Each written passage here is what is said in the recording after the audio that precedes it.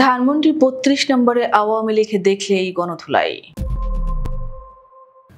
রাজধানীর ধানমন্ডি ৩২ নম্বরে আওয়ামী লীগ কর্মী সন্দেহে ৩ জনকে গণধোলাই দিয়ে পুলিশের হাতে তুলে দিয়েছে উপস্থিত ছাত্র জনতা।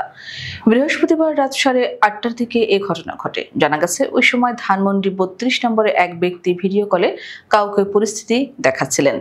ভিডিও কলে অপর প্রান্তে থাকা ব্যক্তির ফোনের ক্যামেরায় শেখ হাসিনা ও শেখ মুজিবুর রহমানের ছবি দেখা গেলে উপস্থিত ছাত্র জনতা ক্ষুব্ধ হয়ে ওই ব্যক্তিকে মারধর করেন।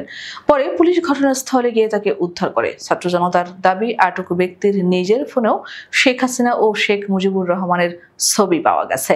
তারা বলেন, গতকাল শেখ হাসিনার ছেলে সজীব অজেদ জয় দলীয় নেতাকর্মীদের ধানমন্ডি ৩২ নম্বরে অবস্থান নিতে বলেছেন।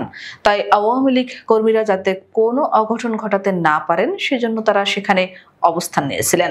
এর কিছুক্ষণ পর রাত 9টার দিকে এক স্থানে আরো 2 জনকে পিটিয়ে পুলিশের হাতে তুলে দেওয়ার ঘটনা ঘটে। তবে কেন তাদের আওয়ামী লীগ কর্মী বলা হচ্ছে তা স্পষ্টভাবে কেউ জানাতে পারেননি।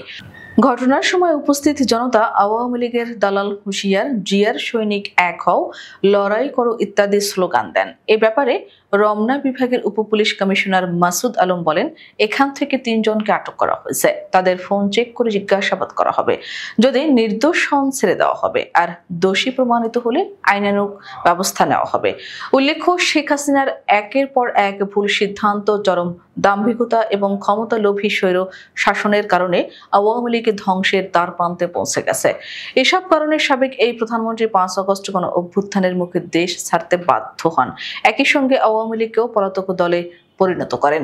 কিন্তু ভারতে পালিয়ে গিয়েও তিনি ক্ষান্ত হননি। অব্যাহতভাবে দেশে থাকা নেতাকর্মীদের উস্কানি দিয়ে যাচ্ছেন। শেখ হাসিনার নির্দেশে ঝটিকা মিছিলের নামে মাঠে নামতে গিয়ে এখন নতুন করে বিপাকে পড়েছেন হাজার হাজার নেতাকর্মী।